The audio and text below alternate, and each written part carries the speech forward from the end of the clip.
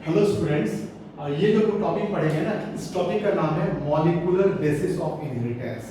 Molecular basis of inheritance में हम लोग पढ़ते क्या है, हम लोग यहाँ पे डीएनए के स्ट्रक्चर को देखते हैं, डीएनए के कॉम्पोजिशन को देखते हैं। इसके अलावा इसमें आरएनए के बारे में भी बताते हैं और इसमें लाइफ का सबसे इंपॉर्टेंट चीज बताते हैं और वो है प्रोटीन सिंथेसिस। लाइफ का सबसे इंपॉर्टेंट चीज क्या होता होगा कि जब हमारे बॉडी के अंदर की बात करते हैं तो हमारे बॉडी के अंदर मेटाबॉलिक एक्टिविटी हो रही है। जितनी भी मेटाबॉलिक एक्टिविटी हो रही है they all are controlled by enzyme, सभी एंजाइम से कंट्रोल हो रहे हैं। और दूसरी इंपॉर्टेंट पॉइंट, जितने भी एंजाइम्स हैं जितने भी एंजाइम्स हैं they all are basically protein. जितने भी एंजाइम्स होते हैं वो होते क्या हैं, वो प्रोटीन होते हैं। और प्रोटीन का फॉर्मेशन ये डीएनए का सबसे इंपॉर्टेंट रोल होता है। प्रोटीन का बनना ये एक इंपॉर्टेंट रोल होता है। तो इस चैप्टर में इतने सारे चीजों को हम लोग पढ़ेंगे। इसी चैप्टर में हम लोग जेनेटिक कोड की भी बात करेंगे। जेनेटिक कोड जिसके बारे में हम लोग डिस्कशन करेंगे कि 3 लेटर्स आरएनए में मिलने वाले 3 लेटर्स के ग्रुप को हम लोग जेनेटिक कोड कहते हैं। इसी चैप्टर में प्रोटीन सिंथेसिस के रेगुलेशन के बारे में बताएंगे।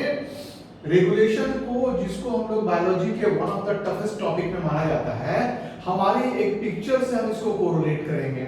एक पिक्चर के बारे में बताएंगे जो सबसे अच्छी पिक्चर होगी, हिट पिक्चर होगी पुराने जमाने की। ये होगी कौन सी पिक्चर होगी जरा बताना। सबसे पुराने जमाने की हम लोग कहेंगे शोले, है ना। तो उस पिक्चर के बारे में बताएंगे हम लोग। तो यहाँ पे पिक्चर से रिलेटेड स्टोरी को कोरिलेट करेंगे और जेनेटिक्स के पोर्शंस को हम लोग समझेंगे। तो अब हम लोग शुरुआत करते हैं। सबसे पहले मॉलिक्यूलर बेसिस ऑफ इनहेरिटेंस, मतलब इनहेरिटेंस। इस टॉपिक का मतलब समझ लो। इनहेरिटेंस का मतलब होता है ट्रांसमिशन ऑफ कैरेक्टर। कहां से कहां? From parent to offspring. इसमें मॉलिक्यूल्स कौन सा था हम लोग ग्रॉसली तो समझ गए। जब हम लोग प्रिंसिपल ऑफ इनहेरिटेंस पढ़ रहे थे तो कह दिए ये मेंडल बताए फैक्टर होता है और कह दिए जीन होता है और ये जीन क्रोमोसोम में मिलता है। इतनी बात हम लोग डिस्कशन कर लिए, लेकिन इसमें मॉलिक्यूल्स कौन सा था इसी को डिस्कशन करने जा रहे हैं। कह रहे हैं मॉलिक्यूलर बेसिस, कौन सा मॉलिक्यूल्स था, केमिकली कौन से सब्सटेंस थे, इसकी बात करेंगे। तो चलो टॉपिक हो गया मॉलिक्यूलर बेसिस ऑफ इनहेरिटेंस। ये जो टॉपिक तुम्हारा है ना, ये 12th का टॉपिक है, बट नीट के पॉइंट ऑफ व्यू से बहुत इंपॉर्टेंट है। नीट के पॉइंट ऑफ व्यू से ये बहुत ही इंपॉर्टेंट टॉपिक है ना। तो ये टॉपिक का हम लोग पहले नाम लिखे हैं इनहेरिटेंस, ठीक है। अब चलो ये हम लोग लिखे हैं नीट और 12 दोनों के लिए इंपॉर्टेंट है। तो सबसे पहले जब हम लोग कंटेंट पे आए थे तो कहते थे डीएनए इज जेनेटिक मटेरियल। तो चलो भाई डीएनए इज जेनेटिक मटेरियल है, इस पे डिस्प्यूट है। क्यों? क्योंकि कुछ वायरसेस में आरएनए, कुछ वायरसेस में आरएनए जेनेटिक मटेरियल होते हैं। सभी जगह पे डीएनए जेनेटिक मटेरियल नहीं है। एनीवे, लेकिन मोस्ट ऑफ द केसेस में, ज्यादातर केसेस में डीएनए क्या है? जेनेटिक मटेरियल है। सेकंड पॉइंट हम लोग लिख रहे हैं। अब हम लोग ये डीएनए है क्या? तो केमिकली ये न्यूक्लिक एसिड है। इसकी कहानी है, इसको न्यूक्लिक एसिड क्यों बोले भाई? इसकी कहानी थी कि न्यूक्लियस के अंदर एक एसिडिक सब्सटेंस को खोजा गया था। किसके अंदर? न्यूक्लियस के अंदर एक एसिडिक सब्सटेंस मिला था और ये खोजे थे कौन? Friedrich Miescher. ऐसे याद रखना, मिश्रा जी फ्रेडरिक, है ना। तो ये नाम आपको याद रखना है। फ्रेडरिक मिशर ने किसको ढूंढा? न्यूक्लियस के अंदर एक एसिडिक सब्सटेंस को ढूंढा। किसके अंदर ढूंढा? Inside nucleus. किसको ढूंढा? फर्स्ट आइडेंटिफाई सब्सटेंस कैसा था? एसिडिक था। इसीलिए इसका नाम न्यूक्लियस के अंदर न्यूक्लिक एसिड कह दिया गया। तो न्यूक्लिक एसिड क्यों नाम पड़ा ये भी जान गए हम लोग। न्यूक्लिक एसिड कितने तरह के होंगे? तो कहेंगे ग्रॉसली और broadly they are of 2 type. Broadly ये 2 तरह के हैं। कौन कौन से हैं भाई? एक का नाम हम लोग रखे हैं डीएनए, डीऑक्सीराइबोन्यूक्लिक एसिड, और दूसरे का नाम रखे हैं आरएनए, राइबोन्यूक्लिक एसिड, है ना। तो चलो 2 नाम यहाँ पे हमारे पास आ गए, एक डीएनए और दूसरा आरएनए, है ना।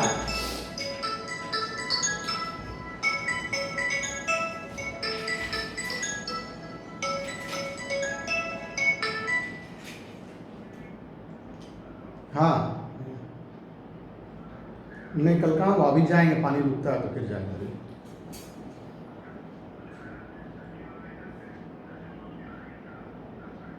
हाँ हाँ,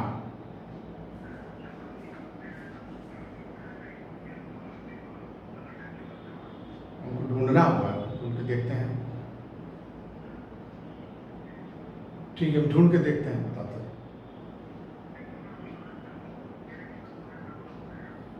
अभी तुरंत देखना है।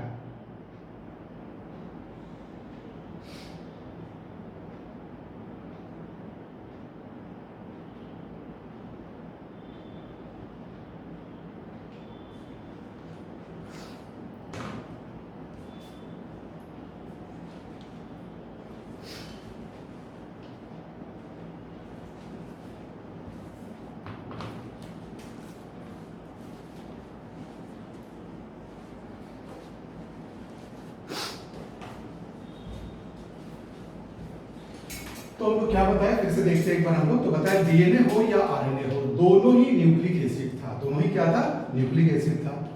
ये जो न्यूक्लिक एसिड था, इसके बारे में बताना चाहिए। चूंकि न्यूक्लियस के अंदर मिला था, इसीलिए इसको न्यूक्लिक एसिड नाम दिए थे फ्रेडरिक मिशर। और बाद में न्यूक्लियस के अंदर मिलने के चलते इसको और एक शब्द का प्रयोग किए थे, न्यूक्लिन, इनसाइड न्यूक्लियस। इन कहां के, किसके अंदर? इन मतलब होता है इनसाइड, न्यूक्लियस के अंदर, है ना। लेकिन बाद में इसको न्यूक्लिक एसिड बोलने वाले साइंटिस्ट का नाम था ऑल्टमान। It was ऑल्टमान। हालांकि ये देखो साइंटिस्ट के नाम पे जो अभी ट्रेंड है एग्जाम का, एनसीईआरटी से बाहर क्वेश्चंस नहीं पूछे जा रहे। एक दो क्वेश्चंस में टेंटेटिव क्या हो रहा है, हम लोग देख रहे हैं एनसीईआरटी के बाहर है, वो भी एनसीईआरटी के बेसिस पे है। तो तुम्हारा इस समय चूंकि बोर्ड का एग्जाम होगा, तो बोर्ड के लिए भी हम लोग पढ़ रहे हैं, तो पूरा कंटेंट हमको देखना है। तो इट वाज, वहां पे तुम लोगों को जरूरत पड़ सकती है। इट वाज ऑल्टमान, और वो क्या बोले, इसको बोले वो एसिडिक है, हेंस इसका नाम रख दिए न्यूक्लिक एसिड। तो यहां तक हम लोग जान गए। अब हम लोग न्यूक्लिक एसिड दो तरह के थे, एक का नाम रखे हैं डीएनए और दूसरे का नाम रखे हैं आरएनए। अब इसको समझने के लिए पहले आरएनए पे आओ। राइबोसोम, आरएनए का पूरा नाम है राइबो न्यूक्लिक एसिड। क्या नाम है इसका? Ribo nucleic acid. अब तुमको टेक्निकली हम समझा रहे हैं। मान लो कोई एसिड है जिसको राइबो न्यूक्लिक एसिड कह दिए, कौन सा है क्या हम नहीं जानते, और मान लिए कि एक सब्सटेंस है, ये राइबो न्यूक्लिक एसिड है। इससे एक ऑक्सीजन को निकाल दो। डी मतलब होता है निकालना। किसको निकालेंगे? ऑक्सीजन को। तो वर्ड हो गया डी, निकालना। किसको निकाले? ऑक्सीजन को। डी ऑक्सी, क्या चीज निकाले? ऑक्सीजन निकाले। किससे निकाले? राइबो न्यूक्लिक एसिड से। तो राइबो न्यूक्लिक एसिड का स्ट्रक्चर अगर आपको मालूम हो गया, तो आप तुरंत क्या निकालेंगे? D oxy ribo nucleic acid का भी स्ट्रक्चर मालूम हो जाएगा। कुछ नहीं करना है, एक ऑक्सीजन निकाल लेना है। अब डीएनए है क्या, इसके बारे में कहेंगे। तो पूछेंगे तुमसे लड्डू क्या है, तो तुम क्या बोलोगे? Laddu is a polymer of बूंदिया। नहीं, अगर हम लोग बोलेंगे लड्डू क्या है, तो तुम क्या बोलोगे? Laddu is a polymer of बूंदिया। बहुत से बूंदिया को एक जगह इकट्ठा करके लड्डू बना दिए। ठीक उसी तरह से न्यूक्लिक एसिड क्या है? न्यूक्लिक एसिड पॉलीमर है। किसका पॉलीमर है? ये पॉलीमर है। पॉली मतलब क्या होता है, ये जान लो। मर मतलब क्या होता है, ये भी जान लो। ऑफ न्यूक्लियोटाइड, यहां पे हम लोग शब्द को अलग अलग कर देते हैं। न्यूक्लियोटाइड, है ना। कैसा? Deoxy ribo nucleotide. तो पहले हम लोग पॉलीमर शब्द समझते हैं। पॉली शब्द का मतलब होता है मेनी, और मर शब्द का मतलब होता है मर्ज, है ना। तो डीएनए क्या है? मान लो ये न्यूक्लियोटाइड है, तो पॉली मतलब मेनी, बहुत सा मॉलिक्यूल्स बना दिए और इन सबको जोड़ दिए तो बन गया डीएनए। डीएनए कैसे बना, फिर से बताओ। डीएनए कैसे बना? बहुत सा न्यूक्लियोटाइड, मान लो ये न्यूक्लियोटाइड है, 1 2 3 4 सभी को जोड़ दिए तो बन गया न्यूक्लियोटाइड के जुड़ने से। पॉली मतलब मेनी, मर मतलब मर्ज करने से जो स्ट्रक्चर बना उसका नाम रख दिए डीएनए। तो DNA is polymer of nucleotide. इसका मतलब यहां पे हम लोग जानते हैं डीएनए क्या है? बहुत से मॉलिक्यूल का मर्जिंग है, किसका? तो न्यूक्लियोटाइड का। कैसे न्यूक्लियोटाइड का? तो बोलेंगे जिस न्यूक्लियोटाइड में डी निकला हुआ है, क्या? ऑक्सीजन, किससे? राइबोज से, है ना? तो उसको बोलेंगे, ऐसे न्यूक्लियोटाइड के समूह को, ग्रुप को हम लोग कह देंगे। तो डी ऑक्सी, यहां पे हम लोग लिखे न्यूक्लियोटाइड, है ना? अब आ जाओ, अब हम लोग यहाँ पे क्या करेंगे, इसको आगे समझने के लिए हम ऐसे क्वेश्चन मार्क कर दें। इस क्वेश्चन मार्क का मतलब है अब तुमको जानना है व्हाट इज न्यूक्लियोटाइड। तो न्यूक्लियोटाइड हम लोग बोलना शुरू किए। न्यूक्लियोटाइड ये ऐसा कंपोनेंट है जिनमें 3 सब कंपोनेंट पाए जाते हैं। पहला नाइट्रोजनस बेस, दूसरा पेंटोज शुगर और तीसरा फॉस्फेट। इस 3 मॉलिक्यूल्स को कौन सा मॉलिक्यूल हम लोग बताए? एक बताए नाइट्रोजनस बेस, दूसरा शुगर और तीसरा फॉस्फेट। इन तीनों के समूह को न्यूक्लियोटाइड कह दिए। अगर सिर्फ 2 ही होता, नाइट्रोजनस बेस और शुगर, तब इसको कहते हैं न्यूक्लियोसाइड। लेकिन इन तीनों को मिला के क्या कह दिए? न्यूक्लियोटाइड। तो पहला पॉइंट क्लियर हो गया। What is nucleotide? Nucleotide is assembling, हम लोग कह सकते हैं, और ग्रुप। न्यूक्लियोटाइड क्या है? ग्रुप है। किन चीजों का? 3 चीजों का। कौन कौन से? पहले का नाम रखेंगे नाइट्रोजनस बेस, दूसरे का नाम रखेंगे शुगर और तीसरे का नाम रखेंगे फॉस्फेट। इन तीनों के ग्रुप को कह दिए न्यूक्लियोटाइड। और ऐसे बहुत से न्यूक्लियोटाइड, ये नाइट्रोजन बेस है, मान लो लाल वाला पोर्शन, ये बीच वाला शुगर और ये है फॉस्फेट। तो नाइट्रोजन बेस, शुगर और फॉस्फेट के इस समूह को कह दिए न्यूक्लियोटाइड। एक न्यूक्लियोटाइड, दूसरा न्यूक्लियोटाइड, तीसरा न्यूक्लियोटाइड और चौथा न्यूक्लियोटाइड। इस तरह से न्यूक्लियोटाइड के चेन को, ग्रुप को कह देंगे डीएनए। तो डीएनए के बारे में जान गए, इसका नेचर जान गए, ये एसिडिक था। और ऑल्टमान और हम लोग फ्रेडरिक बीशर के बारे में जान गए। तो न्यूक्लियोटाइड तुम्हारा क्लियर हो गया। व्हाट इज, हम लोग एक एक करके सारे वर्ड्स को देख रहे हैं। न्यूक्लियोटाइड तुम्हारा क्लियर हो गया। What is nucleotide? ये प्रश्न हम लोग बनाए थे, अब इसका आंसर हो गया। Nucleotide is nothing but nitrogenous base, a pentose sugar, 5 carbon वाला शुगर है, एंड फॉस्फेट। दिस कॉम्बिनेशन, ये जो तीनों का कॉम्बिनेशन बना, इसी को हम लोग कहते हैं न्यूक्लियोटाइड। Is it clear? ये क्लियर हो गया होगा आप लोगों को। अब हम लोग फिर थोड़ा आगे बढ़ते हैं। नाइट्रोजनस बेस, अब हम सबके बारे में प्रश्नवाचक चिन्ह लगा दें। भाई ये नाइट्रोजनस बेस क्या है ना? एक प्रश्न फिर हम पूछेंगे, ये नाइट्रोजनस बेस क्या है, ऐसा क्वेश्चन कर दिए। तो फिर हम लोग आएंगे, इसका आंसर देंगे। नाइट्रोजनस बेस का मतलब एसिड और बेस 2 तरह के कंपोनेंट होते हैं। कितना तरह के कंपोनेंट होते हैं? 2 तरह के कंपोनेंट होते हैं। एक होता है एसिड और दूसरा होता है बेस। ऐसा बेस है जिस बेस में नाइट्रोजन अटैच्ड है। ऐसा बेस है जिसमें कौन अटैच्ड है? नाइट्रोजन अटैच्ड है। तो नाइट्रोजन कंटेनिंग बेस को हम लोग नाइट्रोजनस बेस कहते हैं। बेस एसिड हम लोग जानते हैं, ऑर्गेनिक केमिस्ट्री में बेस भी जानते होंगे, सॉल्ट भी जानते होंगे। दूसरा है पेंटोज शुगर। शुगर है, चीनी है, मतलब इसका मॉलिक्यूलर फॉर्मूला आपको पता होगा।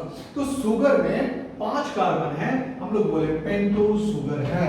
और तीसरा मॉलिक्यूल से देखो, हम लोग जब ये मॉलिक्यूलर पढ़ रहे हैं ना, हमको यहाँ पे केमिस्ट्री नहीं पढ़नी है, याद रखना। बच्चे लोग क्या करते हैं, ये जो हम लोग अपने डायग्राम बनाए हैं ना, इसको याद करने का प्रयास करते हैं। ये तो हम आपको बताने के लिए, समझाने के लिए हम लोग बताते हैं। आपको ये कंटेंट याद रखने की जरूरत नहीं है, कहां पे क्या कॉम्बिनेशन होता है, बस इतना ही सा आपको जानना है। तो चलते हैं हम लोग। पहला पॉइंट बताया नाइट्रोजनस बेस के बारे में, दूसरा बताने जाएंगे पेंटोज शुगर के बारे में, और तीसरा, तो ये तीनों जानने जाएंगे तो न्यूक्लियोटाइड जान जाएंगे। जब न्यूक्लियोटाइड जान जाएंगे तो डीएनए जान जाएंगे। तो अब हम लोग इस पे हम लोग प्रश्नवाचक चिन्ह किए, एक नोट ऑफ इंटरोगेशन डाले, ये क्या है? तो बोले नाइट्रोजन कंटेनिंग बेस 2 तरह के हैं। एक का नाम है प्यूरिन और दूसरे का नाम है पायरामिडीन, है ना? तो 2 तरह के, प्यूरिन एंड पायरामिडीन। प्यूरिन यहाँ पे लिखिए A&G, यहाँ पे हम लोग बनाए भी हैं, एडेनिन और गुआनिन, A+G शॉर्ट में लिख दिए। और पैरामिडीन को लिखे C+T, साइटोसिन एंड थायमिन। इन दोनों का अभी डायग्राम हमने बोर्ड पे नहीं बनाया है। अब नेक्स्ट क्लास में ये भी हम लोग डायग्राम आपको दिखाएंगे। तो क्या क्या बना?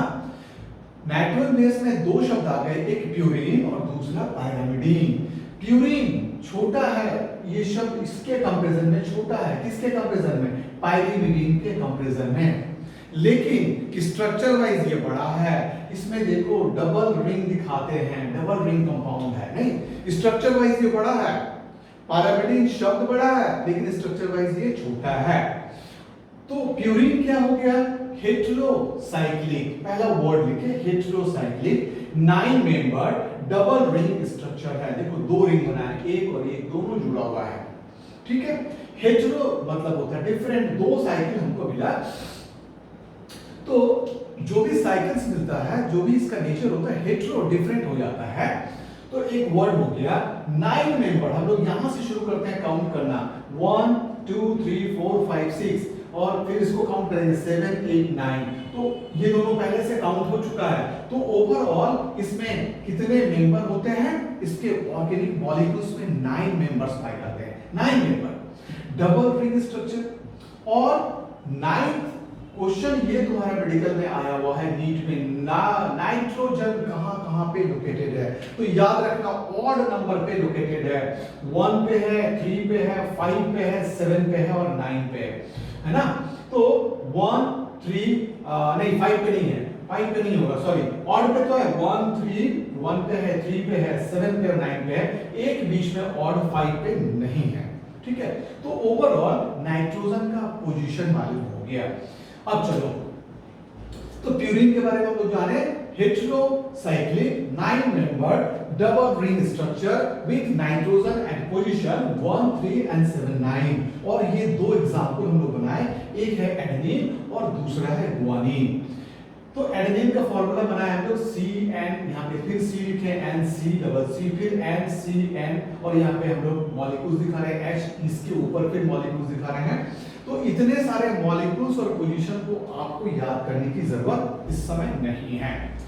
अब आप सिर्फ इसके कंटेंट को देखिए। तो हम लोग जाने प्यूरीन दो तरह के हो गए, एक एडेनिन और दूसरा गुआनिन। ठीक उसी तरह से पैरामिडीन भी हेटेरोसाइक्लिक है, लेकिन ये सिर्फ 6 मेंबर्ड है, इसमें एक ही नहीं पाया जाता है, इसलिए बोले 6 मेंबर्ड है। हेटेरो डिफरेंट साइकिल में डिफरेंट मॉलिक्यूल है, कहीं पे कार्बन है, कहीं पे नाइट्रोजन है, तो एक ही मॉलिक्यूल का बना हुआ साइकिल नहीं है, ये डिफरेंट मॉलिक्यूल्स के बनने से बना है, हेटेरोसाइक्लिक स्ट्रक्चर है। और पायरामिडीन में एक ही बेंजीन रिंग पाया जाता है, एक ही रिंग पाया जाता है, जबकि प्यूरीन में डबल रिंग स्ट्रक्चर होता है। तो पायरामिडीन आर व्हाट? हेटेरोसाइक्लिक। अब जब एक ही रिंग पाया जाएगा तो 6 मेंबर मिलेंगे। Single ring structure with nitrogen eight 1 and 3 position. अब इसमें 1 एंड 3 जो हम लोग यहाँ पे दिखा रहे थे, तो 1 पे होगा और 3 पे होगा, ये दो जगह पे नाइट्रोजन का कंटेंट मिलेगा। इन चीजों को रटना नहीं है, ये हम बेसिक बात अभी जो बता रहे हैं, इसकी जरूरत आगे पड़ेगी और आगे से भी ये रिलेट करते चले जाएंगे, अपने आप ये याद हो जाएगा। दूसरा शब्द था पॉलीन्यूक्लियोटाइड चेन, जो बना हमारा कैसे बना होगा? हम लोग एक स्ट्रक्चर यहाँ पे बोर्ड पे बनाते हैं, जो स्पेस है यहाँ पे हम लोग एक डिफरेंट कलर को यूज करते हैं, तो तुमको समझ में आएगा। हम लोग क्या करते हैं, लिखते हैं नाइट्रोजनस बेस सुगर और फॉस्फेट, ऐसे लिखे फॉस्फेट, फिर लिखे nitrogenous base sugar and phosphate. एक फॉस्फेट दो सुगर के मॉलिक्यूल से जुड़ा होता है। इस स्ट्रक्चर को हम लोग एक बार यहां बनाए हैं, nitrogenous base sugar and phosphate, nitrogen base sugar and phosphate, nitrogen base sugar and phosphate. Meaning bye ये तीन मिलके नाइट्रोजन बेस सुगर और फॉस्फेट मिलके एक nucleotide, nitrogen base sugar and phosphate मिलके दूसरा न्यूक्लियोटाइड, फिर nitrogen base sugar and phosphate मिलके तीसरा न्यूक्लियोटाइड। इस तरह से सीक्वेंस में ये बनता चला गया और इसी चेन को हम लोग देखेंगे, कहेंगे डीएनए का एक चेन ये बन गया। लेकिन डीएनए होता है डबल हेलिकल, इसीलिए बगल में एक और चेन बना दिया। इस चेन में भी नाइट्रोजन बेस है, सुगर है, फॉस्फेट है, नाइट्रोजन बेस है, सुगर है, फॉस्फेट है। इस तरह से ये सीक्वेंस में बनाते चले गए। ये स्ट्रक्चर हमको समझ में आ गया। इस स्ट्रक्चर के बाद हम लोग अब आते हैं पॉलीन्यूक्लियोटाइड चेन बना। अब इसमें बॉन्डिंग के बारे में बताएंगे। एक चेन बना तो तुम्हारे समझ के लिए हम लोग समझाए कि इस तरह का स्ट्रक्चर होगा, तो हम लोग इसको ऐसे लिखते हैं नाइट्रोजनस बेस सुगर फॉस्फेट, फिर यहाँ पे लिखे सुगर, फिर नाइट्रोजनस बेस, फिर सुगर, है ना, सुगर फॉस्फेट नाइट्रोजन बेस, ऐसे करके बनाते चले गए तो एक लंबा सा धागा बन गया। ये लंबा सा जो धागा बन रहा था ये डीएनए का एक धागा था, वन टेम्पलेट था। डीएनए किसका बना होता है? दो धागे का बना होता है। DNA is made up of two strand, दो धागे होते हैं। अब यहाँ पे बॉन्डिंग के बारे में पूछता है मेडिकल में, ध्यान से देखना। नाइट्रोजनस बेस और नाइट्रोजनस बेस के बीच में हाइड्रोजन बॉन्ड होता है, और हाइड्रोजन बॉन्ड कैसा होता है? तो दो हम लोग यहाँ पे लिखते हैं, यहाँ पे लिखे हैं दो बॉन्ड दिखा रहे हैं, कहीं पे तीन बॉन्ड दिखा रहे हैं, तो तीन बॉन्ड भी हो सकता है, दो बॉन्ड भी हो सकता है, और बॉन्ड होता है बिटवीन प्यूरिन एंड पाइरिमिडीन। तो बॉन्डिंग होती है बिटवीन, मान लो एडेनिन है तो इसकी पेयरिंग होती है थायमिन से, साइटोसिन है तो इसकी पेयरिंग होती है गुआनिन से, ठीक है। एडेनिन हम लोग जानते हैं, एडेनिन और गुआनिन ये दोनों प्यूरिन है, एडेनिन और गुआनिन ये दोनों प्यूरिन है। तो प्यूरिन की पेयरिंग होती है पाइरिमिडीन से, और यहाँ पे सी साइटोसिन पाइरिमिडीन है, इसकी पेयरिंग होती है प्यूरिन से। मतलब प्यूरिन पेयर करेगा पाइरिमिडीन से, पाइरिमिडीन पेयर करेगा प्यूरिन से, कौन किससे करेगा ये फिक्स है, ये फिक्स है।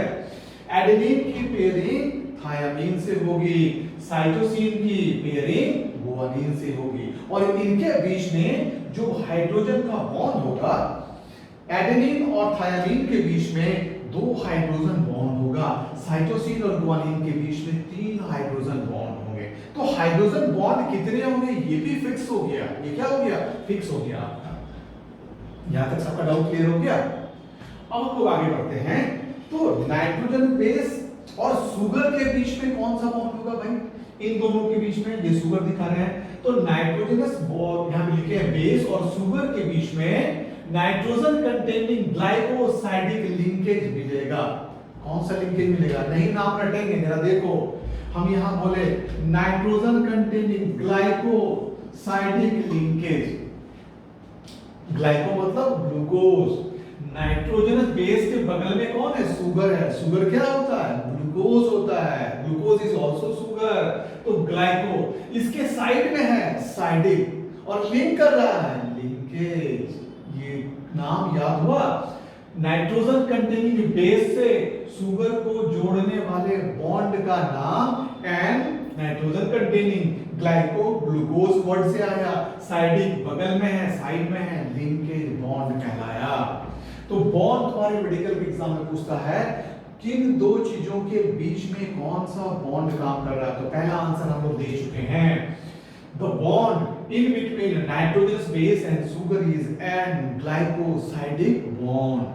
अब सुगर और फॉस्फेट के बीच में भी तो बॉन्ड होगा भाई।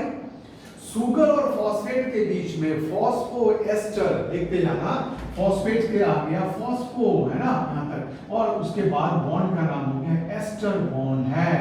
इस बॉन्ड का नाम हो गया फॉस्फोएस्टर बॉन्ड। क्या नाम हो गया? Phosphoester bond. लेकिन एक फॉस्फेट तो दो दो सुगर से जुड़ा हुआ है, इसीलिए जब एक न्यूक्लियोटाइड की बात बोलेंगे, क्वेश्चन पूछेगा in between phosphate, in between sugar and phosphate of one nucleotide, एक न्यूक्लियोटाइड में, तो बॉन्ड का नाम बोलना फॉस्फोएस्टर बॉन्ड। लेकिन डीएनए में हम लोग देखते हैं फॉस्फेट तो दो दो सुगर से जुड़ा हुआ है, तो यहां पे बोलते हैं फॉस्फो डाइएस्टर बॉन्ड। मतलब पूरे चेन में ये दो दो फॉस्फेट से, एक फॉस्फेट दो दो सुगर से जुड़ता है, डाई, इसलिए शब्द का प्रयोग किए, फॉस्फो डाइएस्टर बॉन्ड शब्द का प्रयोग कर रहे हैं। तो ये क्लियर हो गया हम लोगों को? तो बॉन्डिंग हम लोग जानना शुरू किए। तो देखते जाओ, अब लोग इसको पढ़ेंगे तो बहुत की बात हम बता चुके हैं। तो क्या क्या मिला? एन ग्लाइकोसाइडिक लिंकेज जान गए हम लोग। Nitrogenous base is linked with pentose sugar through an glycosidic bond. Purine nucleoside have 1 prime end and 9 glycosidic linkage। मतलब क्या हुआ? ये जैसे वर्ड लिखे ना, इसका मतलब एक के एक कार्बन का दूसरे के 9 कार्बन से अटैचमेंट होगा। इसमें इसका 9 कार्बन कहां पे होगा? यहां पे होगा, ये वाला पोर्शन होगा। तो इसके इस मॉलिक्यूल से पायरामिडीन का 1 नंबर कार्बन वाला, मतलब पायरामिडीन का ये नाइट्रोजन यहां पे आ जाएगा, नहीं 1 और 9 के बीच में बॉन्डिंग होगी, एक बेस दूसरे बेस के बीच में 1 और 9, इसका 9 नंबर और इसका प्यूरीन का 1 नंबर के बीच में पेयरिंग होगी। तो purine nucleoside have 1 prime and 9 glycosidic linkage, मतलब है carbon 1 of sugar and 9 position of adenine और गुआनिन।